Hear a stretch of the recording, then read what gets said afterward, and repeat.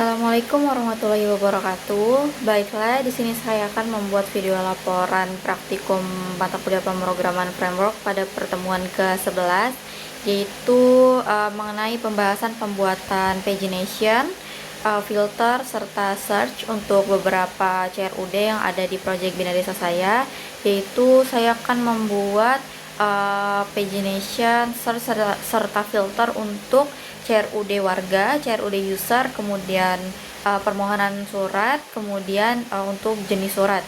Nah, langsung saja yang pertama akan saya buat untuk CRUD warga terlebih dahulu. Nah, yang pertama kali kita buat yaitu untuk pagination-nya. Jadi apa sih pagination ini? Pagination ini fitur yang membagi data menjadi beberapa halaman. Misalnya ada 100 data. Nah, dari 100 data itu akan dibagi dalam beberapa halaman. Misalnya dalam 100 data itu akan dibagi ke 10 halaman. Jadi setiap halamannya itu terdapat 10 data. Nah, ini yang pertama yaitu pada warga controller. Pada warga controller yang pertama kali kita lakukan yaitu kita membuat paginate-nya dulu. Kita set ke paginate-nya 10 supaya nanti di setiap halamannya itu dia tersedia 10 data. Nah, setelah kita menerapkan paginate, setelah itu kita pada tabel warga atau pada view blade-nya kita menampilkan tombol link untuk masuk ke dalam halaman pagination-nya. Di sini warga, link, kemudian pagination, bootstrap. Nah, bootstrap ini dia fungsinya dilakukan agar style bootstrap-nya itu langsung diaplikasikan pada bagian pagination. Nanti akan kita tampilkan tampilan untuk pagination bootstrap 5-nya. Setelah itu kita akan menerapkan filter, yaitu supaya data-datanya bisa difilter sesuai dengan kebutuhan. Nah, di sini saya memfilternya untuk gendernya. Pertama saya buat dulu form filter di halaman blade-nya, yaitu saya akan memfilter berdasarkan gender. Jadi ada dua yang akan difilter, yaitu laki-laki atau male dan perempuan, female. Setelah buat formnya, kemudian kita ke model. Di models kita membuat function scope filter. Nah, jadi function bernama scope filter ini dia yang akan menjadi function untuk memfilter data sesuai dengan request yang dikirimkan. Selanjutnya, bagian controllernya kita menambahkan variabel request. Setelah itu kita menambahkan juga variabel untuk filterable column supaya dia dapat terpanggil di scope filternya itu tadi. Nah, yang terakhir yaitu search-nya. Yang pertama kali kita lakukan yaitu membuat form untuk search-nya terlebih dahulu. Di sini saya buat form untuk cari warga. Nah, ini form untuk search-nya. Kemudian jangan lupa juga value-nya itu otomatis mengisi pencarian jika terdapat parameter search. Nah, setelah sudah kita berikan form search-nya, kemudian sama seperti tadi pada controllernya kita tambahkan juga searchable column supaya dia dapat memanggil scope search-nya. Ini scope search-nya juga yang berisi array pada nama kolom yang akan dicari ketika di searching. Kemudian search-nya kemudian menggunakan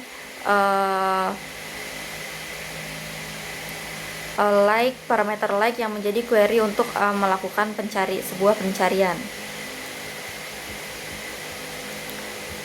Nah, selanjutnya CRUD selanjutnya yaitu CRUD untuk user. Sama seperti tadi pada controllernya yang pertama kita buat dulu paginate-nya 10, terus kita buat with query string ini supaya ketika di refresh tidak akan hilang data-datanya. Kemudian pada bagian blade-nya juga sama seperti di warga tadi, kita buat dulu untuk link mengarah ke pagination-nya. Ini sama pagination juga menggunakan Bootstrap 5 sama seperti pada CRUD warga tadi. Ini untuk mengarah ke tampilan si Bootstrap-nya supaya bisa diklik klik. Selanjutnya untuk filter, di sini saya juga membuat untuk filternya filter email. Nah, jadi kita filter emailnya berdasarkan ujung dari emailnya. Ada yang menggunakan gmail.com atau yahoo.com atau outlook.com. Ini merupakan form untuk memfilter emailnya.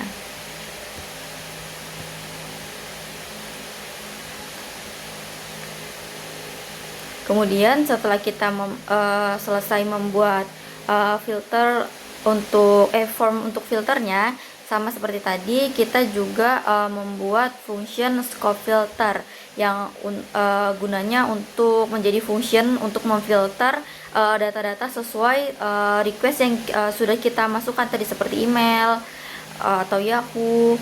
Nah, nih untuk scope filternya ini khusus filter untuk domain email. Nah, menggunakan parameter like.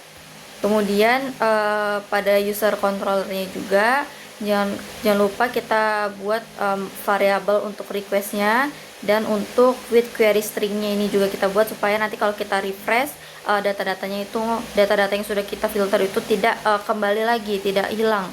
Terus untuk filterable column-nya juga jangan lupa dibuat supaya dia bisa memanggil scope filter function yang ada di dalam model yang sudah kita buat tadi. Selanjutnya yaitu untuk search. Pertama kita buatkan dulu form untuk searchingnya.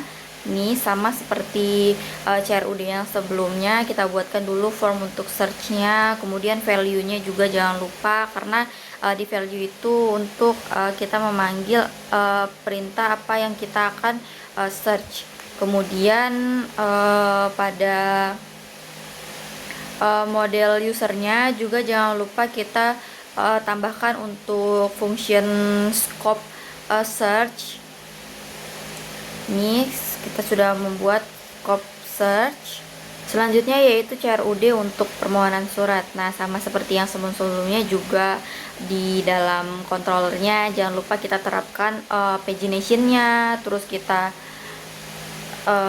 untuk pagination-nya juga untuk halaman blade-nya jangan lupa kita tambahkan link untuk mengarah ke pagination-nya supaya dia bisa supaya pagination itu dapat terpanggil untuk di klik-klik berdasarkan halaman-halaman untuk pembagian data-datanya. Sama juga masih menggunakan Bootstrap 5.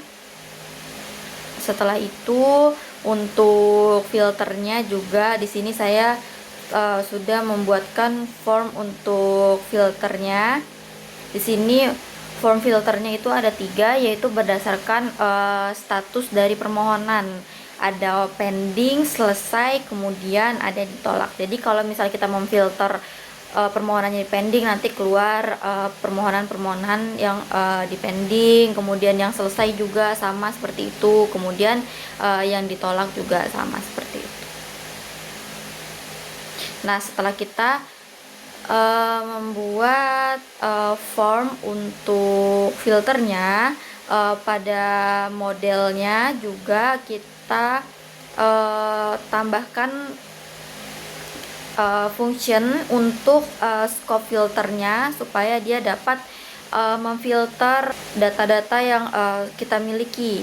Nah, jangan lupa untuk menambahkan juga variabel untuk filterable as column-nya supaya dia dapat memfilter data-data kita sesuai dengan arahannya. Nah, jangan lupa juga untuk menambahkan variabel request-nya supaya dia dapat memanggil requestan yang kita inginkan, requestan filter yang kita inginkan.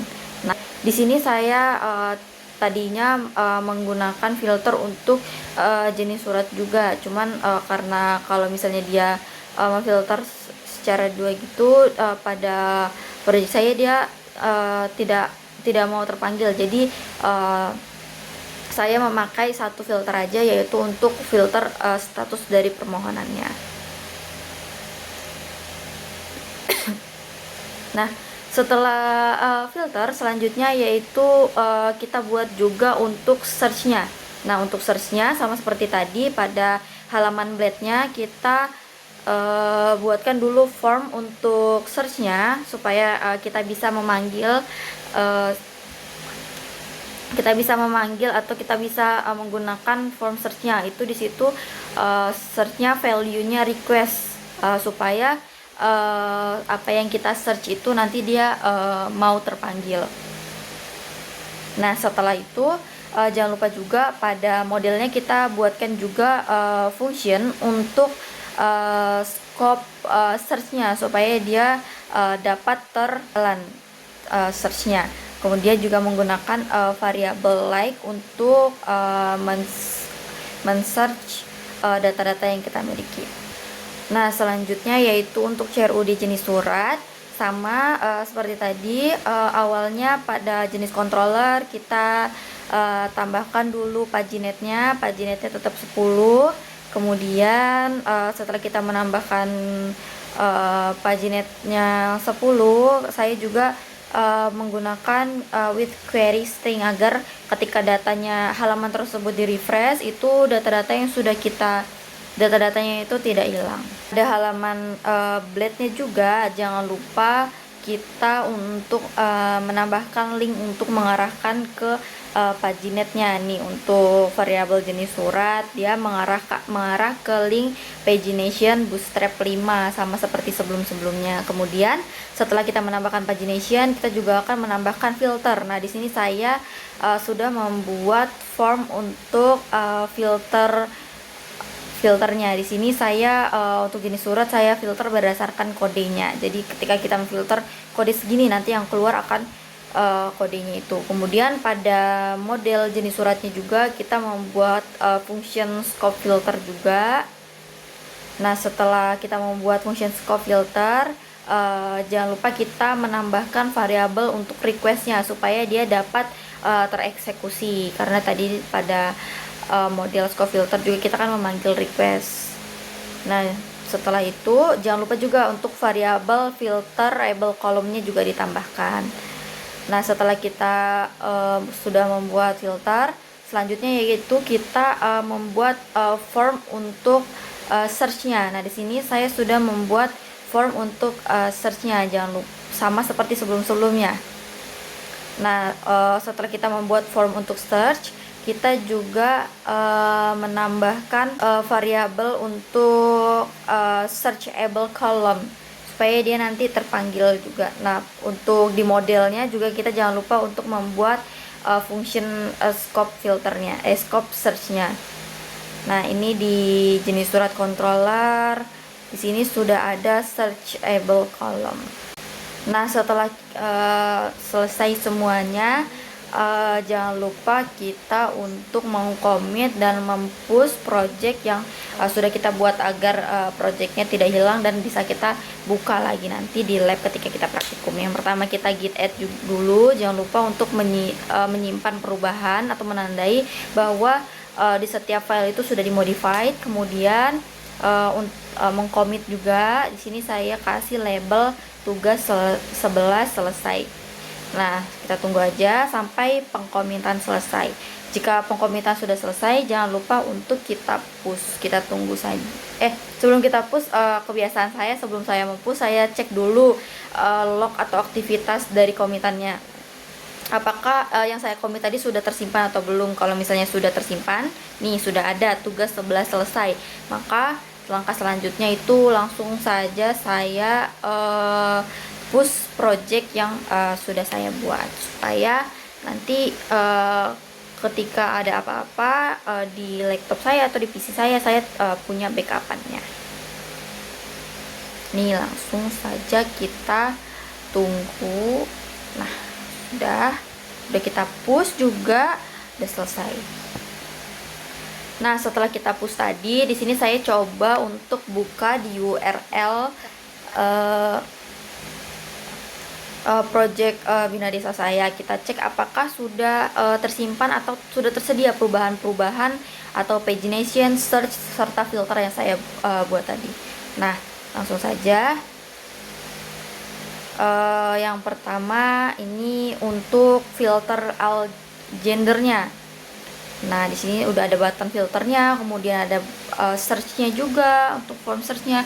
Nah, untuk paginationnya juga sudah ada. Ini sampai 10 karena saya punya 100 data. Nah, di setiap halamannya itu ada 10 data, maka untuk halamannya itu ada 10 halaman. Nah, di sini saya ada di halaman 1. Nah, ini data saya. Nah, kemudian kita coba untuk memfilter berdasarkan gender, yaitu male. Kita lihat kalau dia terfilter. Nah, maka kalau misalnya dia terfilter, maka data yang muncul itu hanya data yang saya filter saja. Misalnya male, nanti yang keluar tuh yang jenis kelaminnya male semua. Nah, ini kita coba lagi untuk female atau untuk perempuan. Kita filter. Nah, bisa dilihat sendiri kalau udah terfilternya berhasil, berarti ketika kita mencari datanya langsung keluar. Nah, selanjutnya yaitu kita buka CRUD untuk jenis surat. Nah, di sini udah ada form untuk filter, kemudian ada form untuk search, kemudian ada button untuk filternya juga, kemudian udah ada untuk paginationnya. Di sini paginationnya dia sampai halaman ke-84. Kenapa? Karena data yang saya miliki itu jumlahnya 838 data. Lumayan banyak kan. Kalau misalnya dia hanya satu halaman itu benar-benar tertumpuk, nggak rapi gitu kan. Jadi halamannya itu panjang banget. Nah, karena kita menggunakan pagination, maka dia halamannya itu tersusun dengan rapi. Nah, di setiap halaman ini tersedia 10 data. Nah, di sini kita akan coba menfilter data berdasarkan jenis. Nah, ini di sini aku coba dulu untuk masuk ke halaman-halaman berikutnya. Baru nanti aku coba untuk memfilter data di jenis surat. Nah, coba kita filter data berdasarkan kode. Kemudian ini saya yang pertama, saya coba untuk JS1038. Kita filter saja. Kita tunggu. Nah, apabila dia terfilter, maka yang keluar itu hanya data yang kita filter saja. Ini seperti contohnya saya memfilter data dengan kode JS1036, maka yang keluar akan data itu. Nah, selanjutnya juga kita akan coba untuk men-search data dari jenis surat. Misalnya saya akan searching data jenis suratnya surat keterangan tidak mampu. Apakah dia akan ke searching? Kita coba aja.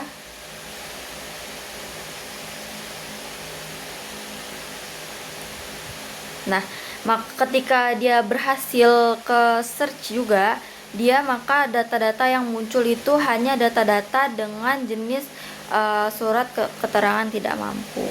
Nah, langsung aja kita masuk ke CRUD selanjutnya, yaitu CRUD untuk user. Nah, di sini udah ada untuk filter, udah ada untuk search, kemudian ada button untuk filternya.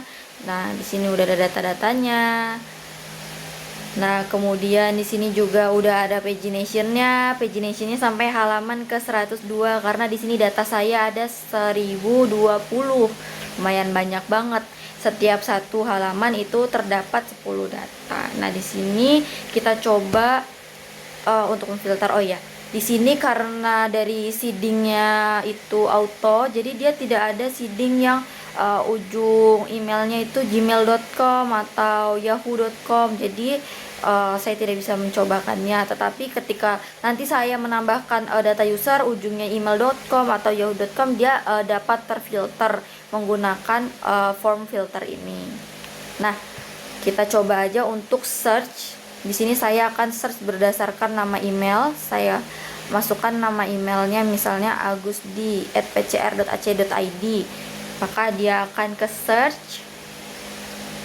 Nah, di sini ketika saya search dengan berdasarkan emailnya, maka di sini data yang muncul hanya data yang saya search aja.